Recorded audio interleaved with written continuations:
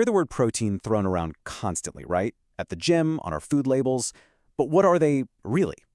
Let's get right into it and break down why these things are basically the powerhouses of our entire body. Yeah, I love this way of thinking about it. Workhorses. It's perfect, because they're not just passive building blocks. No way. They are the active, dynamic doers inside every single one of your cells. They're the ones actually getting stuff done. And this is a really important point to get. We talk a lot about DNA being the blueprint of life, and it is. But if DNA is the architect's plan, then proteins, well, they're the construction crew. They're the ones swinging the hammers, laying the pipes, wiring the electricity.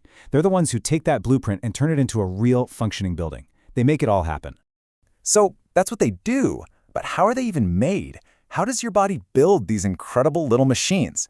Let's take a look at the assembly line, starting right at the beginning with the raw materials.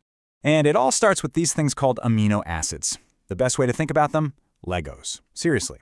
Your body has the set of just 20 different kinds of amino acid blocks, and by clicking them together in different orders and different lengths, it can build this mind-boggling variety of proteins. It's just like how you can use the same bin of Legos to build a spaceship, a house, or a car. Okay, so here's the process, boiled down to 3 main steps. First, you've got your amino acids, your Lego blocks. Step 2, the body links them together in a very specific sequence, kind of like beads on a string. That string is called a peptide chain.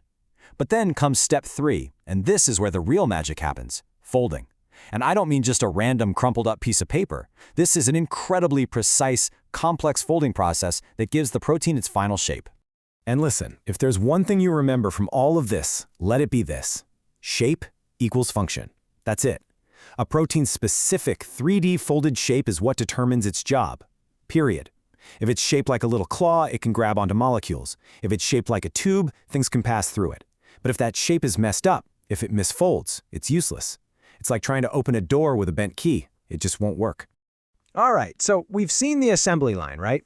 From amino acids to a perfectly folded machine. Now, let's zoom back out and look at their job description. What are all the different hats these proteins are actually wearing in your body? And let's clear up a huge misconception right now. When most people hear protein, they immediately think muscles. And yeah, they do that, but that is such a tiny part of the whole story. We're talking about almost every single thing your body does. Digesting your lunch? That's proteins. Fighting off an infection? Proteins again. They are running the entire show.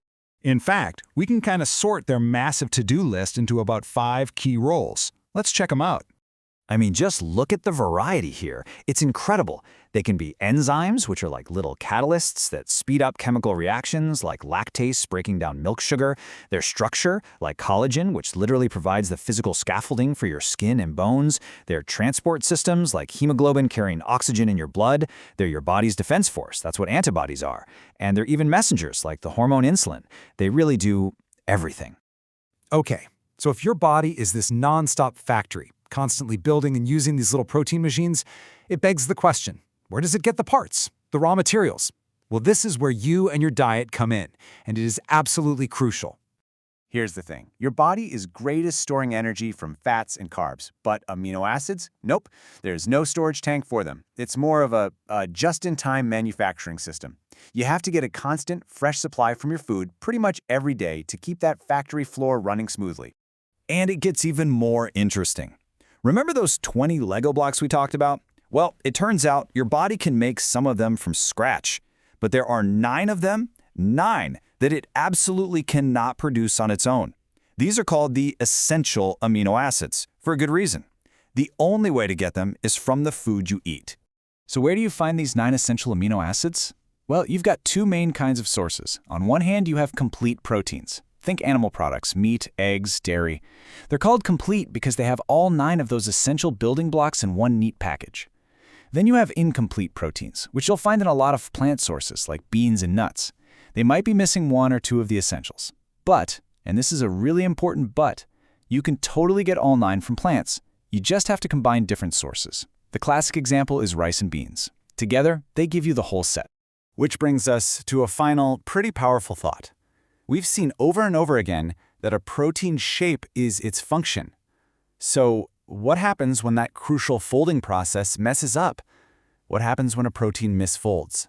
Think about the consequences for our bodies, for our health.